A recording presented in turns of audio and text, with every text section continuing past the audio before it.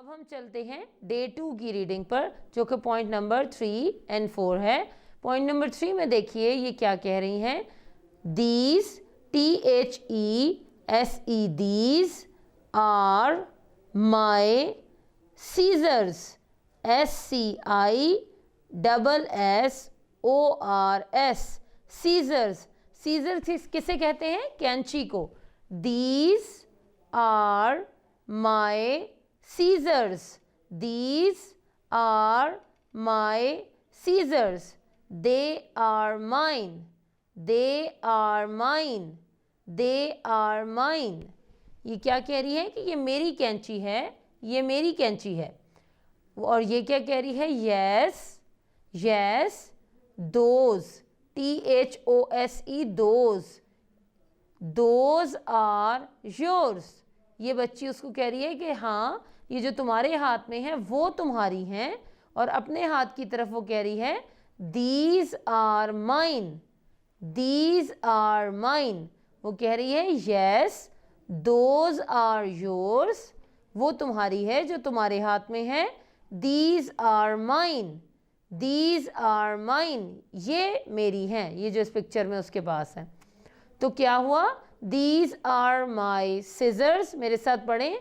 these are my scissors, they are mine, yes, those are yours, these are mine। Next point देखिए। are these my clothes, CLOTHES, clothes, clothes, क्या word है ये? clothes। जो कपड़े सिले हुए होते हैं जो हम पहनते हैं उनको clothes बोलते हैं। दाल की आवाज़ आती है यहाँ पर, ये जो THE है। clothes क्या वर्ड है? clothes।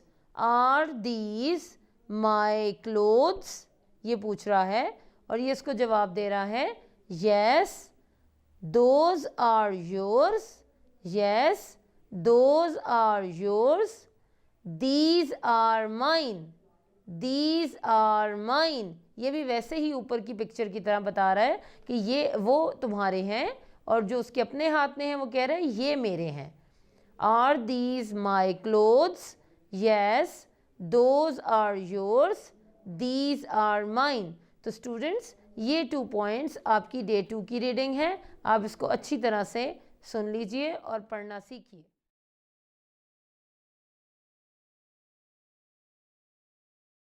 फर्स्ट 10 रोमन नंबर्स, तीनों मोर रोमन नंबर्स को ये डे 2 का काम है आपका। अरेबिक नंबर 1 को इंग्लिश में तो ये लिखा हुआ है, रोमन नंबर में देखिए कैसे लिखा हुआ है। देखिए ये 1 आई, एक जो है वो डाला हुआ, जस्ट 1।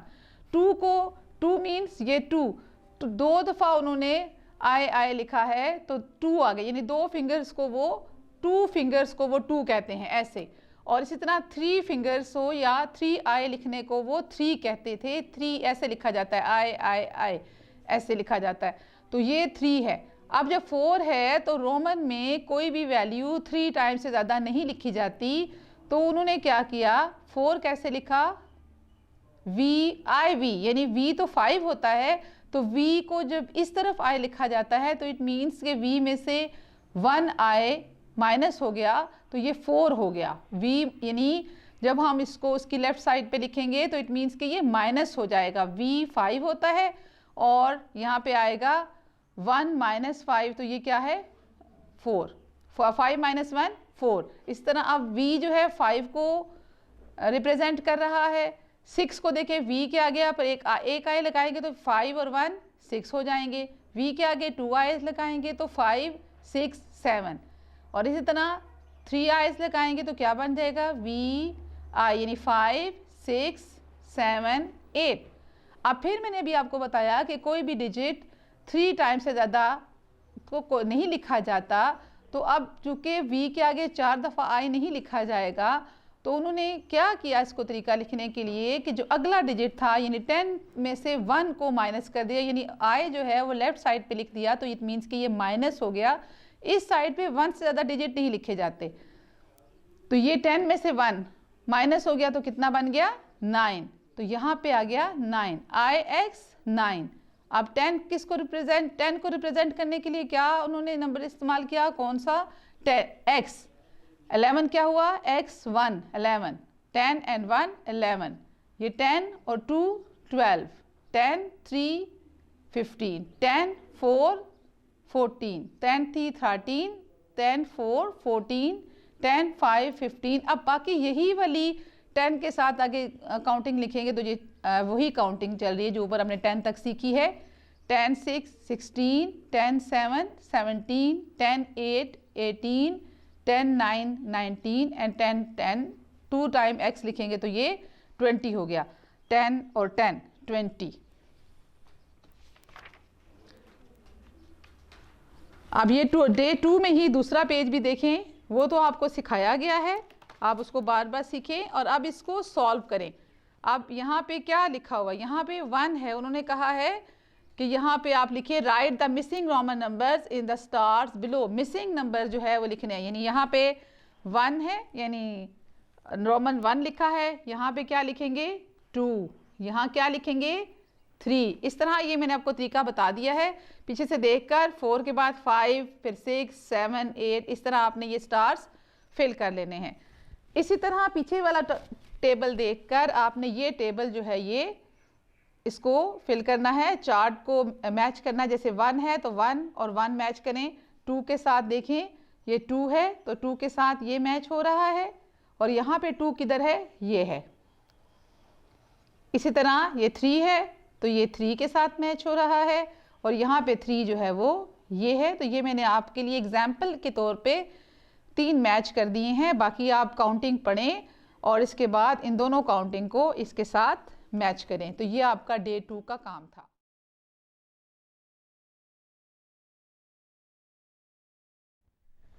अब हम डे 2 का काम शुरू करते हैं। डे 2 में अगले 2 अशार पढ़ेंगे और ये पहले 5 अशार हम ज़ुबानी याद करेंगे। डे 2 में हम अगले 2 अशार पढ़ेंगे ताकि ये ज़ुबानी याद करने वाला काम कंप्लीट हो जाए। कम से कम 5 अशार हमने ज़ुबानी याद करने हैं। तो डे 2 में मेरे साथ पढ़ें, कहीं झील वादी समंदर का होना, कहीं झील वादी समंदर का होना, पहाड़ों से शफ़ाफ़ चश्मों का बहना, पहाड़ों से शफ़ाफ़ चश्मों का बहना, कहीं पर घने जंगलों का उगाना, कहीं पर घने जंगलों का उगाना, कहीं रेत मट्टी के सहरा बिछाना, कहीं रेत मट्टी के सहरा बिछाना। ये डे 2 का है, यानी आप डे 1 वाला काम भी और डे 2 वाला काम भी, डे 2 में सिर्फ 2 अशार हैं तो आप क्या करेंगे कि डे 1 वाले 3 अशार भी और डे 2 वाले 2 अशार भी ये डे 2 में दोबारा याद करके ज़ुबानी लिखेंगे। कम से कम 5 अशार आपको ज़ुबानी याद होने चाहिए। जैसे कि आप जानते हैं कि आपको हम्द याद करवाई जाती है, सारी नज़में याद करवाई जाती हैं। तो ये डे 2 का काम यहाँ मुकम्मल होता है।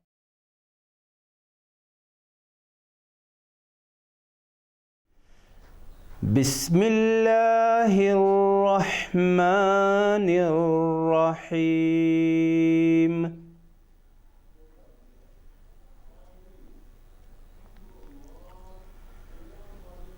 कुल अऊज़ु बिरब्बिल फलक। स्टूडेंट्स मेरे साथ पढ़िए, कुल अऊज़ु बिरब्बिल फलक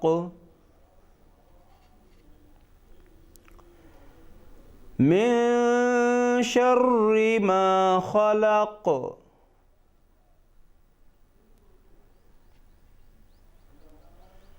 व मिन शर्रि गासिकिन इज़ा वक़ब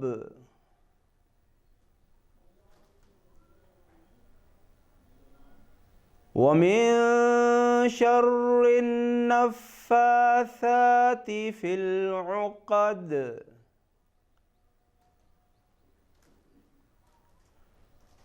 ومن شر حاسد إذا حسد بسم الله الرحمن الرحيم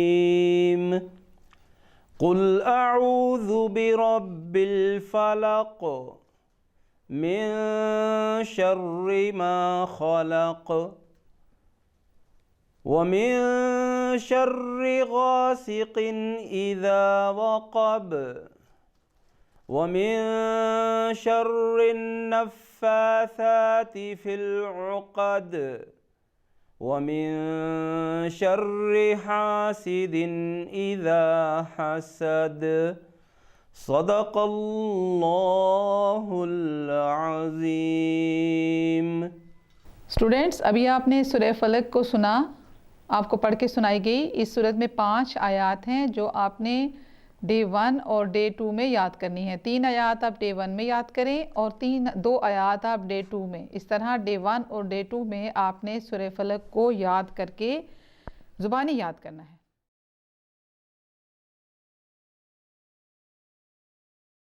अब डे 2 से हम आगे सेंस ऑर्गन्स की डिटेल पढ़ेंगे। तो अब हम आ जाते हैं डे 2 की रीडिंग की तरफ।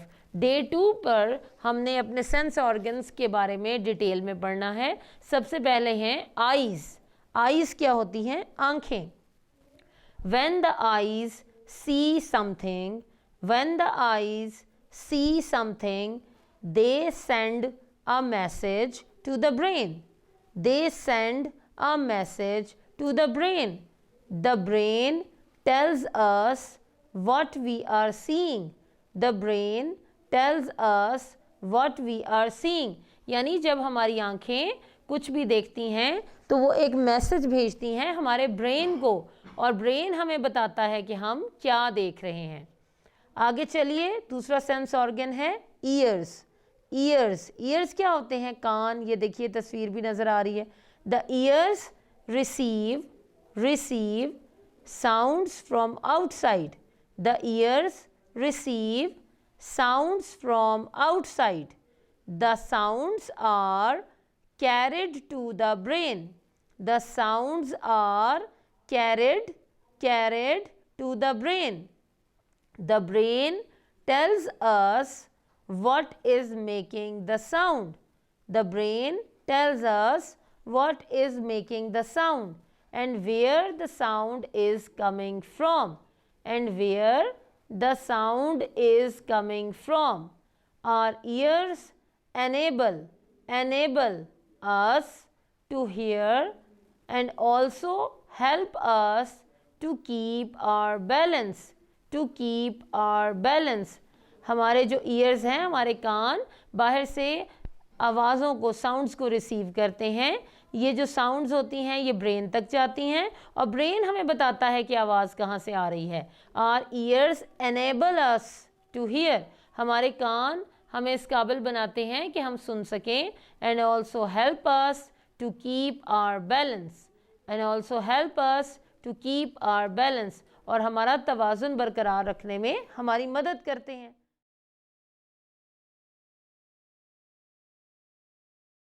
अब हम रीडिंग करेंगे अपने डे 2 के काम की तरफ चलते हैं, और डे 2 पर हम रीडिंग करेंगे यहाँ से लेकर यहाँ तक, नेक्स्ट पेज तक। द मून हम कंप्लीट पढ़ेंगे। The sun is a very bright star. The sun is a very bright star. It is a huge ball of very hot gases. It is a huge ball of very hot gases. Sun यानी सूरज एक बहुत bright star है, और ये एक huge का मतलब होता है बहुत बड़ा, बॉल है हॉट गैसेस का। And it gives us heat and light. It is much bigger than the earth and the other planets. The earth is not fixed in one place. The earth is not fixed in one place. It spins in an anti-clockwise, ANTINT CLOCK clock, WISE wise, anti-clockwise direction. It completes one round in 24 hours. The earth also moves around the sun. ज़मीन भी सूरज के इर्द गिर्द घूमती है. It takes an year for the earth to move around the sun. यहाँ पर a year लिखा है, अमूमन an year बोलते हैं, तो it takes an year, यहाँ पर a year लिखा है, for the earth to move around the sun. तो ज़मीन को सूरज के गिर्द चक्कर लगाने में तकरीबन 1 साल लगता है. The moon is closer to the earth. The moon is closer to the earth. चांद ज़मीन के बहुत करीब है. It is smaller than the earth. It is smaller than the earth. ये ज़मीन से छोटा है. And it is a solid body. And it is a solid body. It has no heat or light of its own. It has no heat or light of its own. Its light is a reflection of the sun's light. Of the sun's light. इसमें ना तो इसकी अपनी कोई रोशनी है, ना इसमें से कोई गर्म शुआएं निकलती हैं. इसके अंदर जो हमें रोशनी नज़र आती है रात के वक्त, वो दरअसल सूरज की रोशनी की रिफ्लेक्शन होती है. The moon is called a natural satellite. Natural satellite. चांद को natural satellite भी कहते हैं, because it goes round the earth. क्योंकि सैटेलाइट भी ज़मीन के इर्द गिर्द मूव करती है, घूमती रहती है, और चांद भी ऐसा ही करता है. Because it goes round the earth. The earth and moon both move round the sun. The earth and moon both move round the sun. ज़मीन और चांद दोनों सूरज के गिर्द घूमते हैं.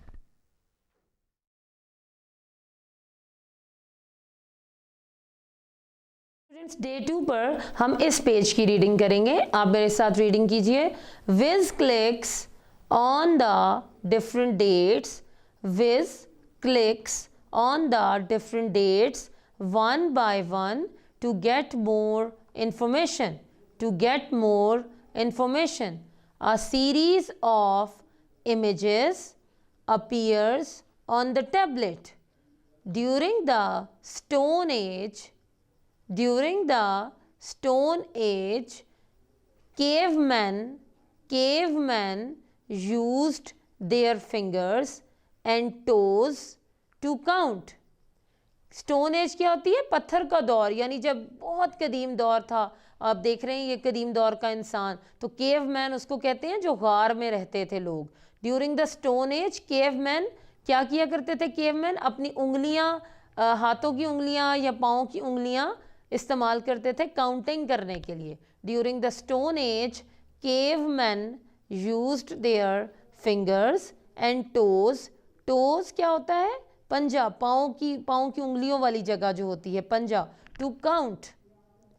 thousands of years ago, हज़ारों साल पहले, the Chinese used the abacus.